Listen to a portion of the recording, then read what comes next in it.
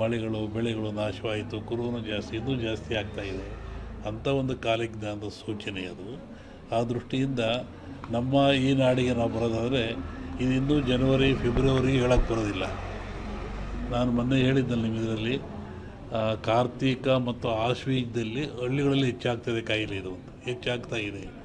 ಆಮೇಲೆ ಇನ್ನೂ ಮಳೆ ಬರೋ ಲಕ್ಷಣಗಳು ಭಾಳ ಇದ್ದಾವೆ, ಜನಗಳಲ್ಲಿ ಅಶಾಂತಿ ಆಗ್ತಕ್ಕಂಥದ್ದು ಲಕ್ಷಣಗಳಿದ್ದಾವೆ.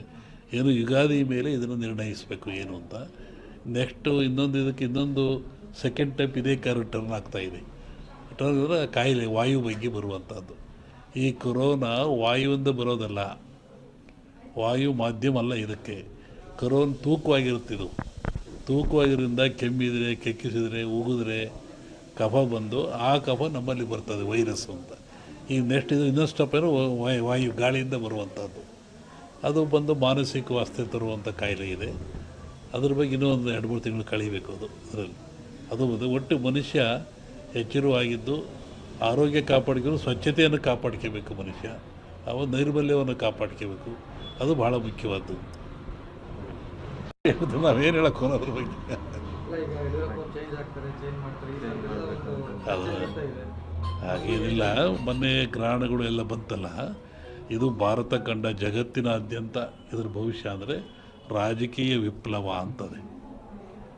ಅಮೇರಿಕಾದಲ್ಲಾಯಿತು ಮತ್ತು ಎಲ್ಲ ಕಡೆ ಆಗ್ತಾ ಇದೆ. ರಾಜಕೀಯ ವರ್ಗದ ಬಗ್ಗೆ ವಿಪ್ಲವ ಅಂತ ಹೇಳ್ತಾರೆ.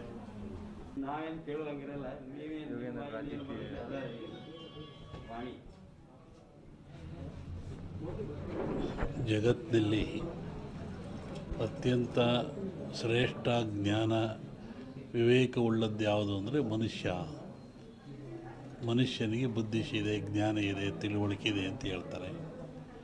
ಅಂಥ ಮನುಷ್ಯ ಆಗಾಗ ಅಜ್ಞಾನಕ್ಕೊಳಪಟ್ಟರೆ, ಅವಿವೇಕಕ್ಕೊಳಪಟ್ಟರೆ, ತನ್ನ ಆಚಾರ ವಿಚಾರಗಳನ್ನು ಕಳ್ಕೊಂಡ್ರೆ ಅಂತಹ ಮನುಷ್ಯ ಎಚ್ಚರಿಕೆಗಾಗಿ ಜಗತ್ತಲ್ಲಿ ಕಾಲದಿಂದ ಅನೇಕ ರೋಗಗಳು ಬರ್ತಾಯಿದ್ದಾವೆ, ಕಾಯಿಲೆಗಳು ಬರ್ತಾಯಿದ್ದಾವೆ. ಈ ಬರುವಂಥ ಕಾಯಿಲೆಗಳು ಮನುಷ್ಯನಿಗೆ ತಿಳುವಳಿಕೆ, ಜ್ಞಾನ, ವಿವೇಕ ಮೂಡಿಸ್ತಕ್ಕಂಥದ್ದು. ಹಾಗೆ ಈಗಲೂ ಬಂದಿರತಕ್ಕಂಥದ್ದು ಕೊರೋನಾ ಅಂತೇಳಿ. ಈ ಕೊರೋನಾ ಎನ್ನತಕ್ಕಂಥ ಕಾಯಿಲೆ ಇದೇನು ಹೊಸತೇನಲ್ಲ, ಇದು ಹಳೆಯ ಕಾಯಿಲೆ. ಹಿಂದಿನ ಕಾಲದಿಂದಲೂ ಜನರಲ್ಲಿ ಗಂಟ್ಲು ಬೇನೆ, ಗಂಟಲು ರೋಗ ಅಂತ ಕರಿತಾಯಿದ್ರು. ಅದು ಬಂದದ್ದು 2 ದಿನಕ್ಕೆ ಸತ್ತೋಗ್ತಾಯಿದ್ದು ಮನುಷ್ಯ. ಶ್ವಾಸಕೋಶಕ್ಕೆ, ಗಂಟ್ಲಿಗೆ ಬರುವಂಥ ಕಾಯಿಲೆ. ಇದು ಯಾತ್ರಿಂದ ಬರುತ್ತೆ ಅಂತ ನಾವು ಸ್ವಲ್ಪ ಯೋಚನೆ ಮಾಡಿದರೆ, ಸ್ವಚ್ಛತೆಯನ್ನು ಮನುಷ್ಯ ಕಳ್ಕೊಳ್ತಾ ಇದ್ದಾನೆ. ಆರೋಗ್ಯ ಅಂದರೆ ಸ್ವಚ್ಛತೆ ಅಂತ.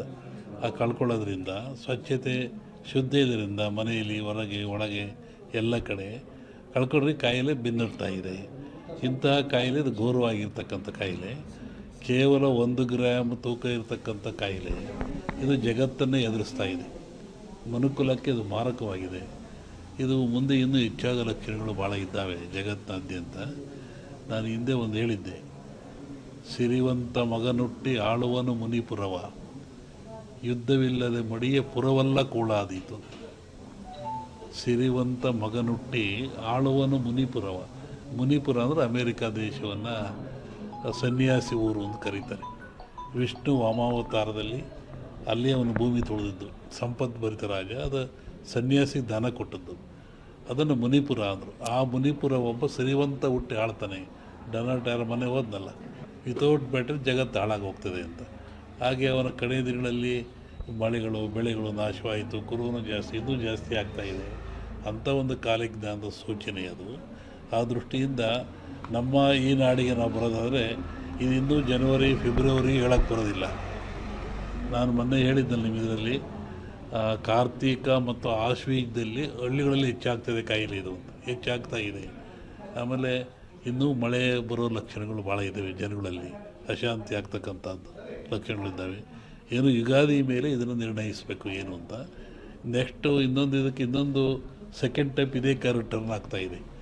ಟರ್ನ್ ಅಂದರೆ ಕಾಯಿಲೆ ವಾಯು ಬಗ್ಗೆ ಬರುವಂಥದ್ದು. ಈ ಕೊರೋನಾ ವಾದ ಮಾತು, ಎಲ್ಲ ಧರ್ಮಗಳು ಇದ್ದಾವೆ, ಎಲ್ಲ ಸಮಾಜಗಳು ಇದ್ದಾವೆ, ಎಲ್ಲ ವರ್ಗದವರು, ದೈವದವರು ಈ ಭೂಮಿಯಲ್ಲಿ ವಾಸ ಮಾಡ್ತಾ ಇದ್ದಾರೆ.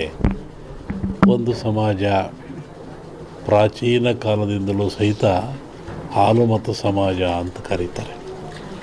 ಹಾಲು ಮತ್ತು ಸಮಾಜ ಅಂದರೆ ಅವರು ಅಡವಿಯಲ್ಲಿದ್ದು ಕುರಿಗಳನ್ನು ಸಾಕಿಕೊಂಡು ಕುರಿಯ ಇಕ್ಕೆಯಲ್ಲಿ ಲಿಂಗವನ್ನು ಕಂಡು ದೈವಾರಾಧನೆ ಮಾಡಿಕೊಂಡು ಬಂದಂಥ ಒಂದು ಸಮಾಜ.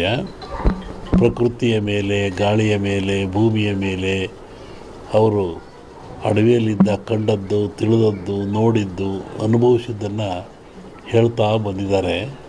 ಅದು ಕುರುವಿನ ರಟ್ಟು, ಕೆಲವು ಕಡೆ ಕುರುಬು ರಟ್ಟು ಅಂತಾರೆ. ಅದು ಕುರುಹಿನ ರಟ್ಟು, ಮುಂದೆ ಏನಾಗಿ ಕುರು ಅಂತ ರಟ್ಟು ಅಂತಕ್ಕಂಥದ್ದು. ಹಾಲು ಕೆಟ್ಟರು ಹಾಲು ಮತ್ತು ಸಮಾಜ ಕೆಡಲ್ಲ ಅಂತಾರೆ. ಹಕ್ಕ ಬುಕ್ಕರು ವಿಜಯ ಸಾಮ್ರಾಜ್ಯವನ್ನು ಕಟ್ಟಿದರು. ಇದು ಹೇಳೋ ಉದ್ದೇಶ ಏನು ಅಂತಂದರೆ, ಇವತ್ತು ಆಲಮತ ಸಮಾಜದವ್ರ ಕೈಲಿ ರಾಜ್ಯದ ಅಧಿಕಾರ ಇದೆ.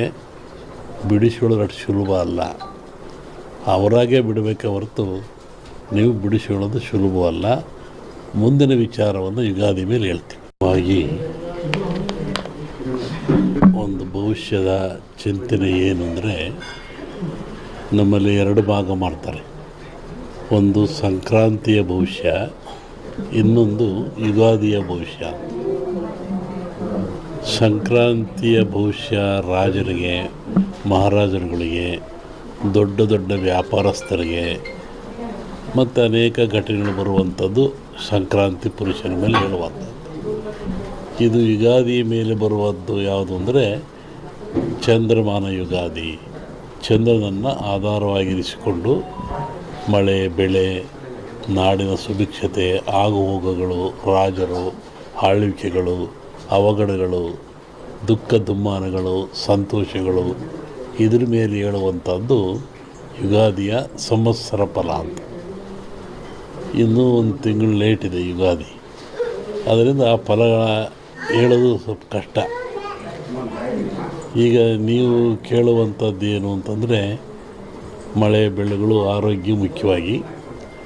ನಮ್ಮ ದೃಷ್ಟಿಯಲ್ಲಿ ಕರ್ನಾಟಕಕ್ಕೆ ಬರುವ ಸಂವತ್ಸರದಲ್ಲಿ ಯಾವುದೇ ವಿಧವಾದ ತೊಂದರೆ ತಾಪತ್ರಯಗಳಿಲ್ಲ. ಮಳೆ ಬೆಳೆಗಳು ಚೆನ್ನಾಗಿ ನಡೀತವೆ, ಸುಭಿಕ್ಷತೆ ಇರ್ತದೆ ಮತ್ತು ನಾಡಿನಲ್ಲಿ ಯಾವುದೇ ಕೊರತೆ ಕಾಣ್ತಾ ಇಲ್ಲ. ಯುಗಾದಿಯ ನಂತರ ಕರ್ನಾಟಕದ ಬಗ್ಗೆ ಮತ್ತು ಜಾಗತಿಕ ಬಗ್ಗೆ ಭಾಳ ಅಜಾಗರೂಕತೆ ಇದೆ, ತೊಂದರೆ ಇದೆ. ಹೋದ ವರ್ಷಕ್ಕಿಂತಲೂ ಹೆಚ್ಚಿನ ಭೀಕರತೆ ಕಾಡುವ ಲಕ್ಷಣ ಇದೆ. ಅದನ್ನು ಯುಗಾದಿ ನಂತರ ಹೇಳ್ತೀನಿ. ಇತ್ತೀಚಿನ ದಿನಗಳಲ್ಲಿ ಎಲ್ಲರೂ ನೋಡಿದಂಗೆ ಭೂಕಂಪಗಳು ಹೆಚ್ಚಾಗ್ತಾ ಇದ್ದಾವೆ. ಇದನ್ನು ಒದರಿಸುವೆ ಹೇಳಿದ್ವಿ ನಾವು. ಇದನ್ನು ಭೂಕಂಪಗಳು, ಭೂಮಿ ಅಗಲತಕ್ಕಂಥದ್ದು, ಜನರಿಗೆ ಸಾವು ನೋವು ಆಗ್ತಕ್ಕಂಥದ್ದು, ಕಟ್ಟಡಗಳು ಬೀಳ್ತಕ್ಕಂಥದ್ದು ಇದು ಮುಂದುವರಿದ ಜೊತೆಗೆ ಭೂ ಸುನಾಮಿ